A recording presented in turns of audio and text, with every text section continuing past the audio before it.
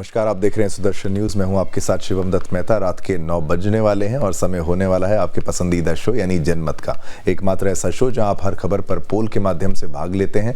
Social media platform x पर जाकर वहां आप वोट करते हैं तो नतीजे हम आपको दिखाते हैं। जनमत में आज जिन विषयों पर चर्चा करेंगे उन पर भी एक बार नज़र डालेंगे कि कौन से विषय आपके लिए लेकर आए हैं।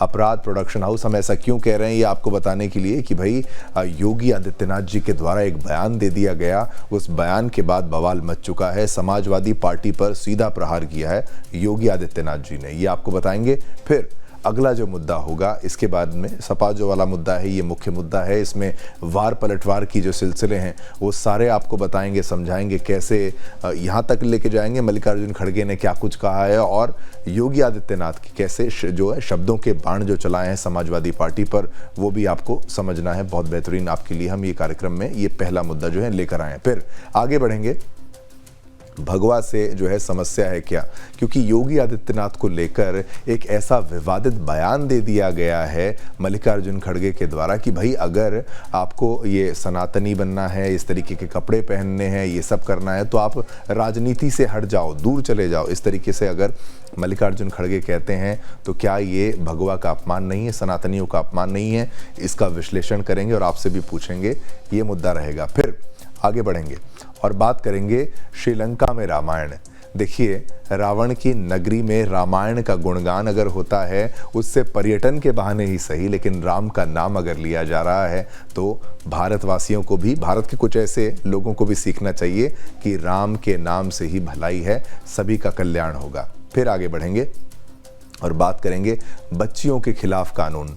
देखिए, सुदर्शन न्यूज़ हर बच्ची, हर महिला, सभी बहन बेटियों की, माताओं की आवाज़ उठाता है और ये मामला विदेश का है, लेकिन यहाँ पर ऐसा कानून आने वाला है या सोचिए आ चुका है कि भाई 9 साल तक की लड़की की भी शादी करा दी जा सकेगी, जो कि बहुत छोटी बच्ची की कैटेगरी में आती है।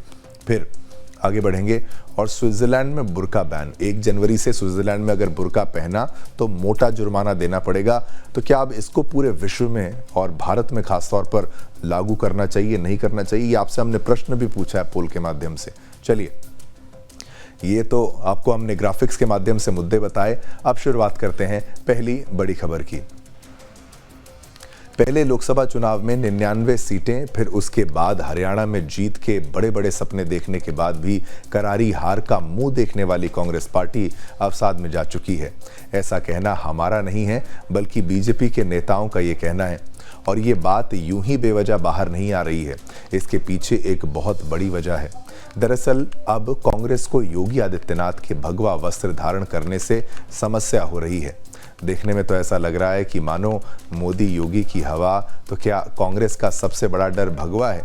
ये सवाल आज इसलिए उठ रहा है क्योंकि एक तरफ तो यूपी के सीएम योगी आदित्यनाथ हिंदुओं की एकजुटता की बात करते हैं, सर्व समाज के हितों का जिक्र करते हैं, हिंदू एकता के बूते विकास का विजन जनता के सामने रखते हैं, तो वहीं दूसरी तरफ कांग्रेस एक बार फिर से इस चुनावी समर में उलझती हुई दिखाई दे रही है।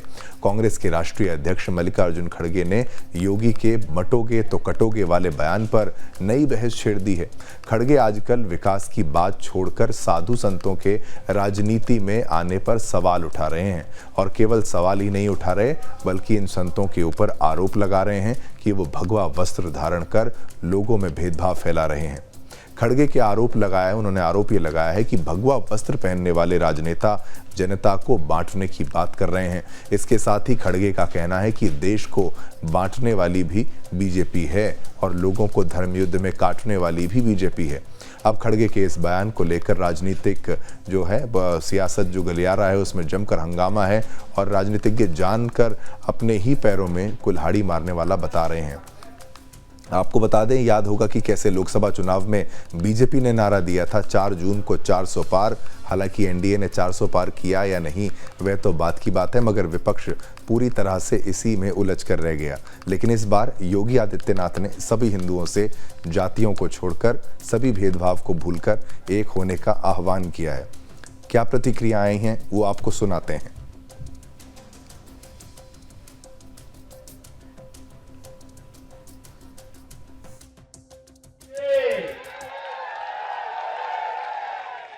मैं इसीलिए बार बार कहता हूं, ये देश का इतिहास बताता है फिर का अपमान हमें झेलना पड़ा था। मथुरा में भगवान श्री कृष्ण की, कृष्ण कन्हैया की जन्मभूमि का अपमान हमारे सामने आया था। भगवान विश्वनाथ का अपमान हमारे सामने आया था। क्या कुछ नहीं हुआ था हमारी मां बहनों के साथ में? क्या कुछ नहीं हुआ था बहन और बेटियों के साथ में? अगर इस सब के बावजूद भी गांधारी की तरह आंखों पे पट्टी बांध करके हम जाति के नाम पर बटे हुए हैं, अपने स्वार्थों में बटे हुए हैं, तो बहन और भाइयों, कटने के सिवाय हमारी दूसरी नियति नहीं हो सकती है। और मैं तो इसीलिए आपसे कहने के लिए आया हूं, बंटो मत। ये बांटने वाले लोग आपके दुश्मन हैं। आपके चेहरे पर मीठी मीठी बातें बोलेंगे, इनके बहकावे में मत आओ। और मैं तो कहता हूं, बटोगे तो कटोगे, एक रहोगे तो नेक रहोगे, एक रहोगे तो सेफ रहोगे। अब इधर इधर ये भी बात कर रहे हैं, जो एक साधु जी आए हैं, त्यागी क्या, योगी, मुख में राम बगल में छुरी, साधु का ड्रेस डालते हैं और वो ये बोलते हैं कि बटेंगे तो कटेंगे। अरे भाई, कौन बांट रहा है, कौन काट रहा है?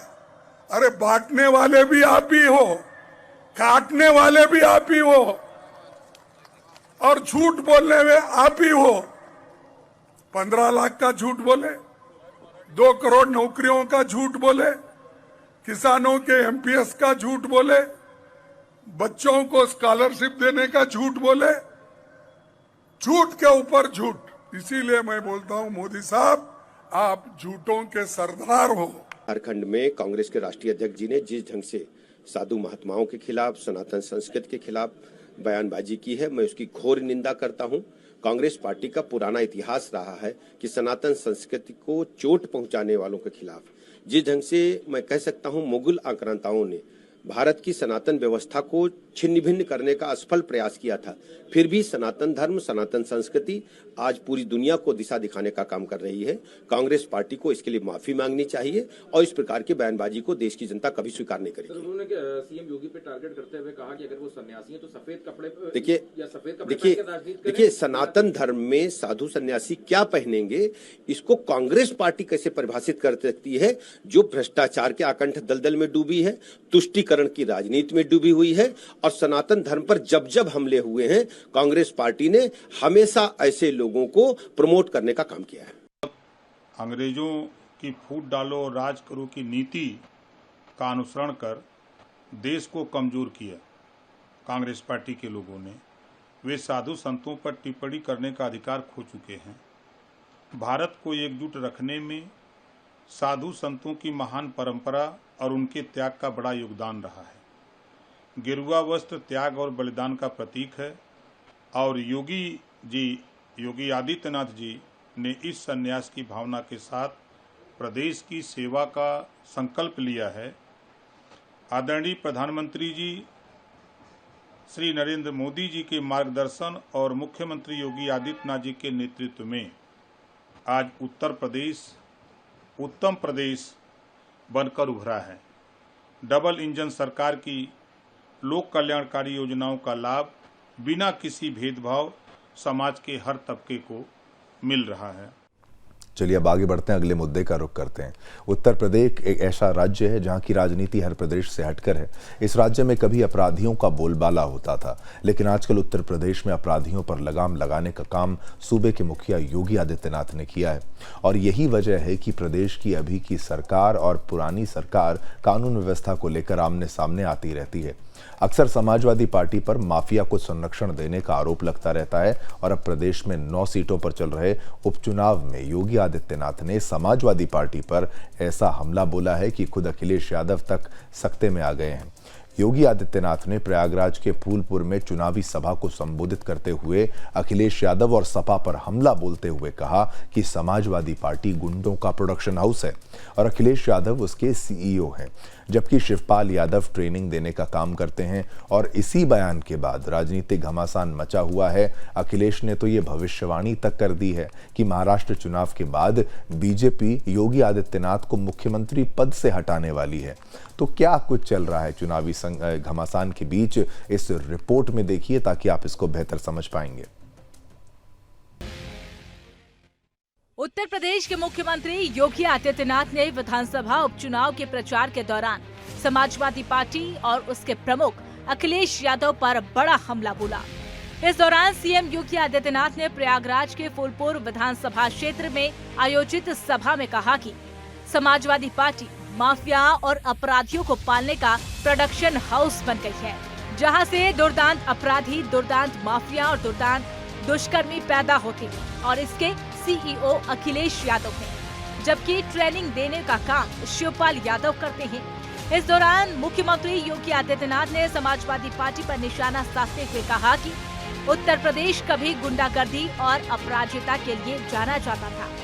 बहन बेटियां सुरक्षित नहीं होती थी, व्यापारी अपने को असुरक्षित महसूस करते थे, नौकरी पहले ही बढ़ जाती थी, किसान और नौजवान दोनों परेशान थे और इसीलिए पीटीए दबंगाइयों और अपराधियों का प्रोडक्शन हाउस है। कोई माफिया अपराधी ऐसा नहीं है जो सफाई का चेला न रहा हो। अतीक और मुख्तार जैसे माफिया सफाई प्रोडक्शन हाउस की देन है। आज की समाजवादी पार्टी माफियाओं और अपराधियों का जमावड़ा वाली पार्टी है। तो वहीं योगी आदित्यनाथ ने समाजवादी पार्टी पर तंज कसते हुए कहा कि इसीलिए यह नारा बनाया गया है, जहां दिखे सफाई वही बेटियां घबराएं। कन्नौज और लखनऊ में यही देखने को मिला था।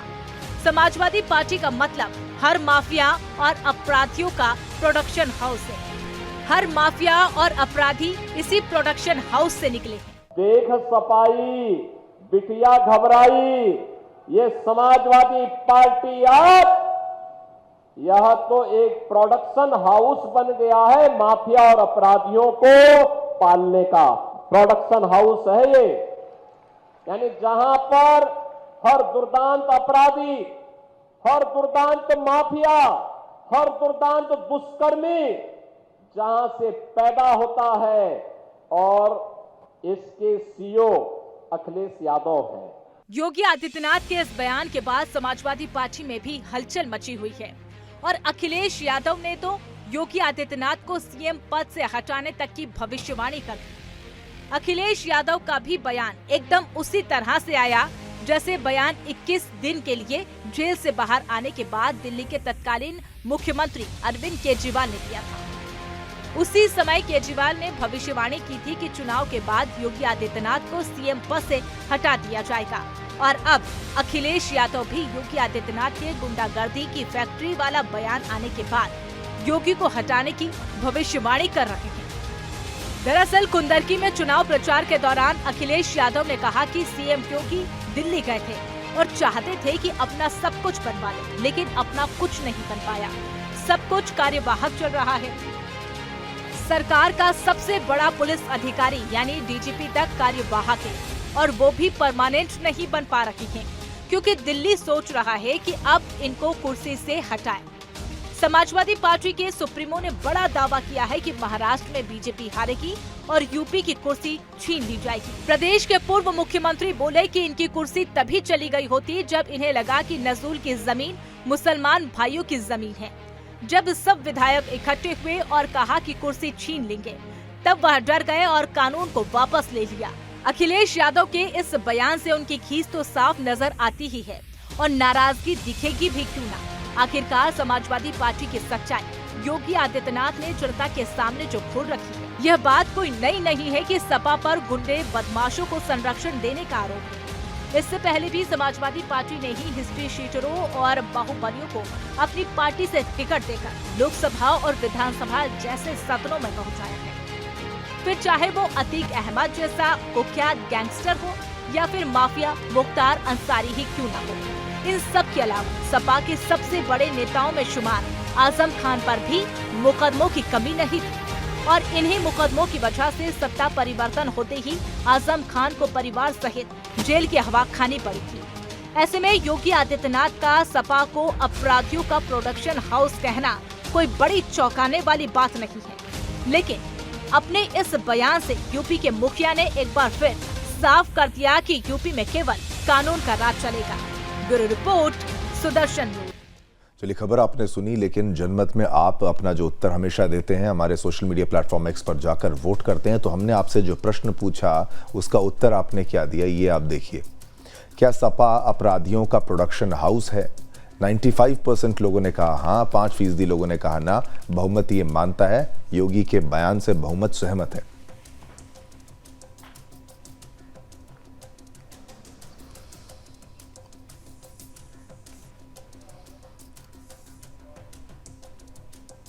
चलिए अब आगे बढ़ते हैं, अगली खबर का रुख करते हैं। ये भारत से जुड़ी है और हमारे पड़ोसी देश यानी श्रीलंका से जुड़ी हुई है। इस समय पूरे भारत में श्रीलंका का एक विज्ञापन ट्रेंड कर रहा है।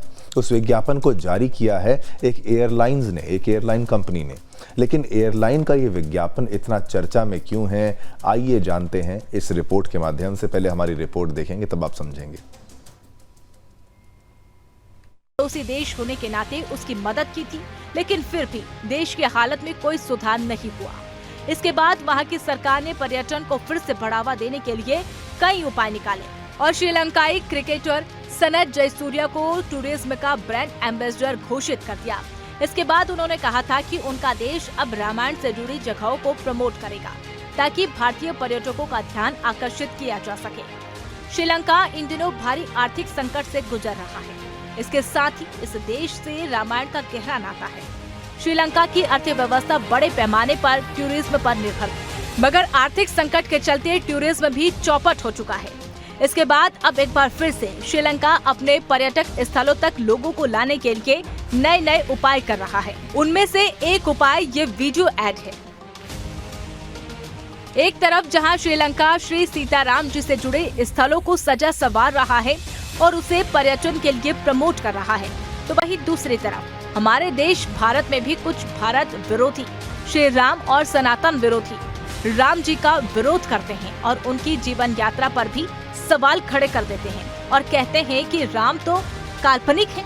ऐसे लोगों को श्रीलंका की यात्रा करनी चाहिए और राम सीता से जुड़े स्थलों को देखकर स्पर्श कर आना चाहिए। Bureau report, Sudarshan news.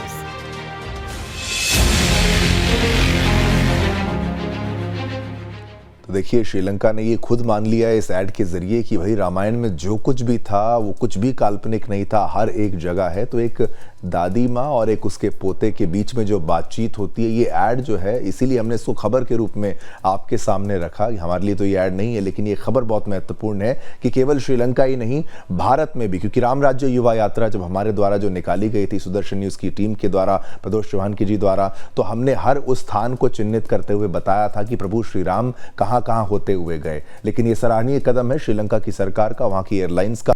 एक बार आप भी जरा इस ऐड को देखिए, थोड़ा अंग्रेजी में है लेकिन आप समझ जाएंगे, भाव समझ जाएंगे।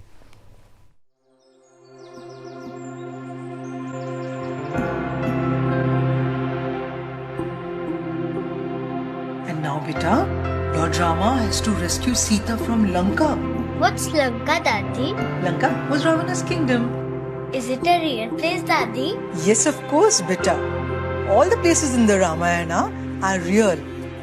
Today, we know Lanka as Sri Lanka. And then, Ravana flies with Sita to Lanka in his Pushpaka Vimana.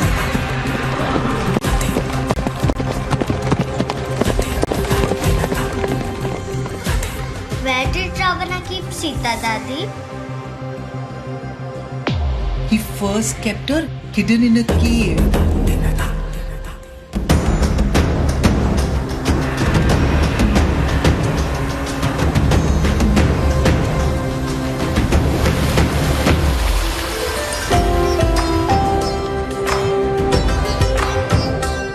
And later, kept her in a beautiful garden in his palace.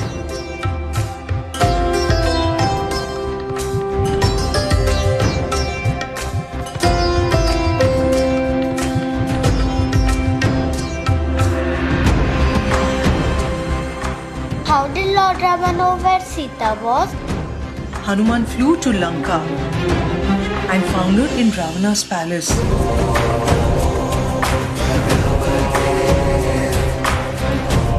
She was praying to Lord Rama to come and rescue her.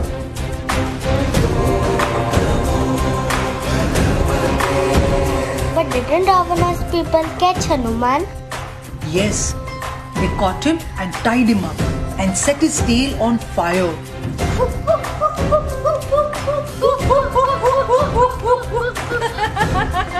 But he jumped from building to building and set the palace on fire.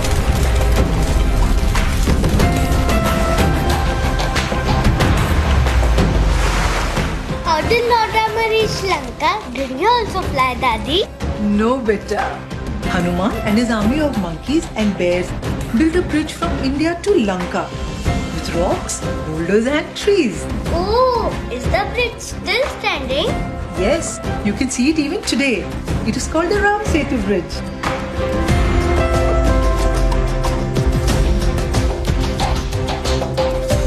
When Lakshmana got injured and was about to die, they quickly wanted a magic medicine from the Himalayas.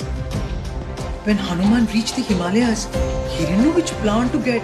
So he lifted the entire mountain and flew with it to Lanka.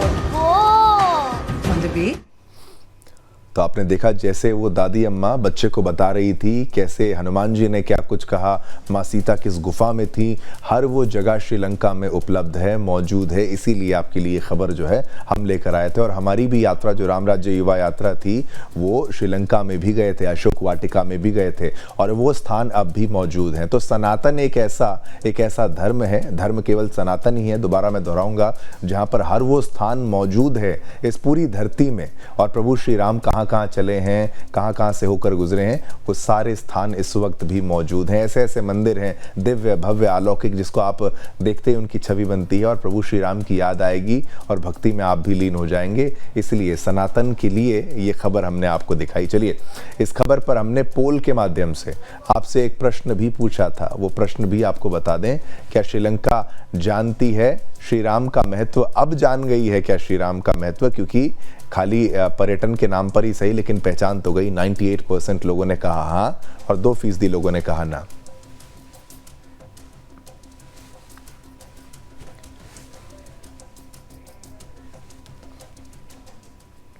किसी भी व्यक्ति विशेष और समुदाय के लिए उसके देश की सुरक्षा और शांति सर्वप्रथम होनी चाहिए। इन्हीं सब बातों को ध्यान में रखते हुए कई देशों की तरह धरती का स्वर्ग कहे जाने वाले देश यानी स्विट्जरलैंड ने भी अपनी यहाँ पर बुर्का बैन कर दिया है। आधिकारिक तौर पर स्विट्जरलैंड में बुर्का जो बैन होगा वो 1 जनवरी 2025 से लागू होगा, शुरू हो जाएगा। कई दूसरे देशों की तरह स्विट्जरलैंड ने भी सिक्योरिटी यानी सुरक्षा का हवाला देकर बुर्के पर बैन लगाने की बात कह डाली है। बुर्का पर बैन लगाने के पीछे सामाजिक सामंजस्य का हवाला भी दिया गया है। स्विस संसद के निचले सदन में ये कानून 151-29 वोटों से पास हुआ और इससे पहले इसे उच्च सदन से भी मंजूरी मिली थी। लेकिन हर गैर मुस्लिम देश की तरह यहाँ भी मुस्लिम संगठनों ने हाय तौबा मचा दी है। जिस गैर इस्लामिक देश में बुर्का, हिजाब या कोई भी इस्लामिक कट्टरता पर बैन लगाता है तो वहाँ इस्लाम खतरे में आ जाता है। लेकिन जब यही काम किसी इस्लामिक देश में हो तो ये मुल्ला मौलवी और तमाम कठमुल्ले अपने मुंह में दही जमा लेते हैं। इसी पर आप देखिए हमारी एक खास रिपोर्ट। दूसरे पवित्र जगहों पर भी सर ढका जा सकता है। मेडिकल इशू की वजह से भी सर ढका जा सकता है।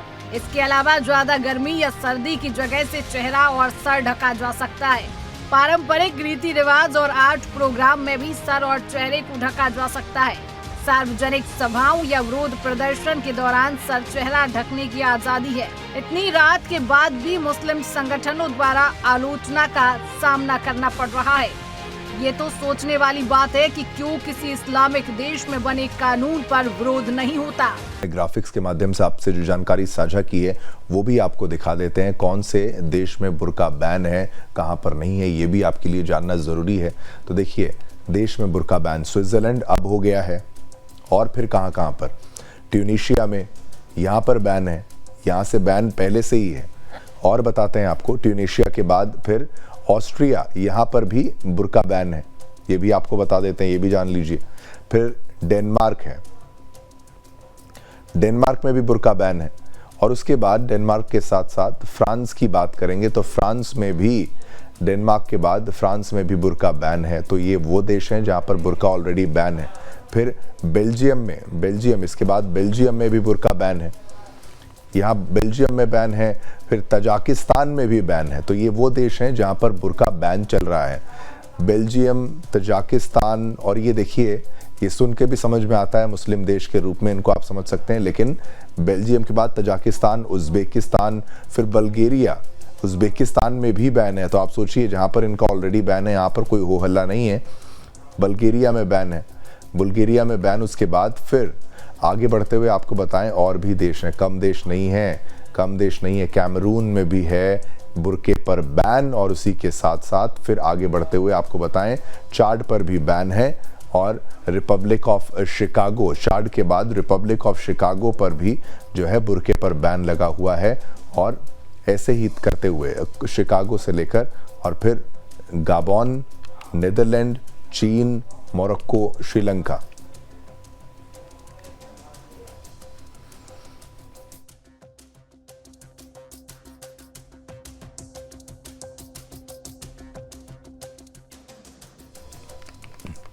चलिए, इसी खबर पर हमने पोल के माध्यम से आपसे जो प्रश्न पूछा वो भी आपको बता दें। वो प्रश्न आपके टीवी स्क्रीन पर, ये लीजिए। सारी दुनिया में बुर्का बैन होना चाहिए। 96% लोगों ने कहा हाँ, 4% लोगों ने कहा ना। तो बहुमत ये मानता है कि सारी दुनिया में बुर्के पर जो है वो बैन लग जाना चाहिए, ताकि मतलब जिस तरीके का जो फैसला स्विट्जरलैंड की तरफ से किया गया है वो पूरे विश्व में ऐसा ही फैसला लेना चाहिए।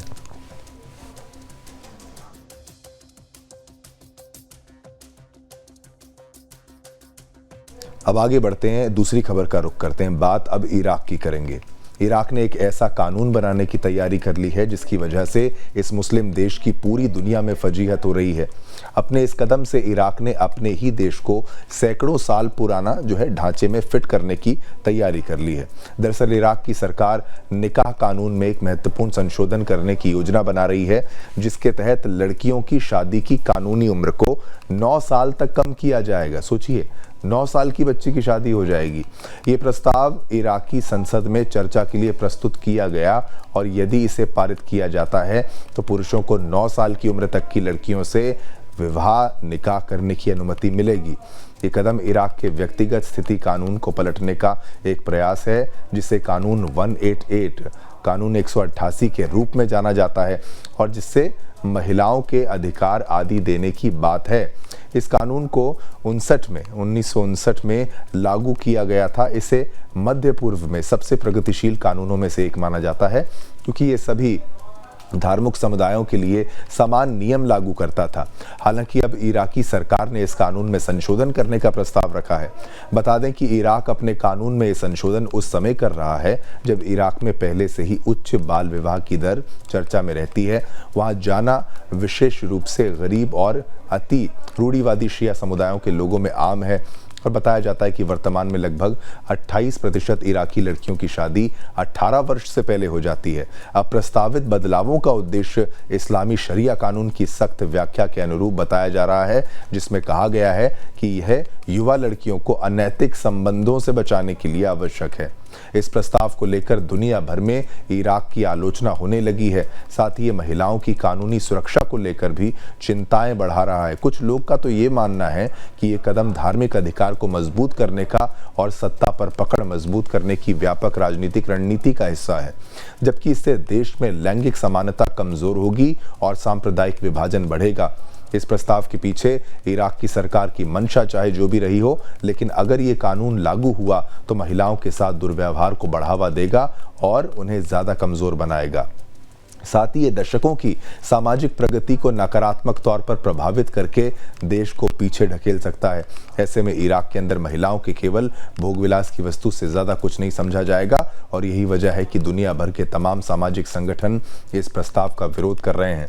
लेकिन फिलहाल इराक पर इस विरोध का कोई असर नहीं पड़ रहा है। सोचिए, 8-9 साल की बच्ची की शादी हो जाएगी तो कैसा हश्र होगा उस बच्ची का।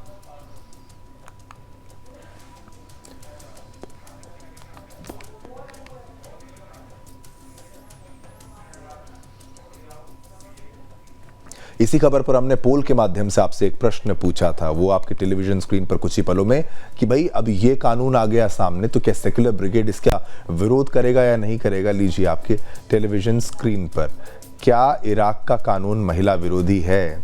बिल्कुल है, 93% लोगों ने कहा हाँ, 7% लोगों ने कहा ना।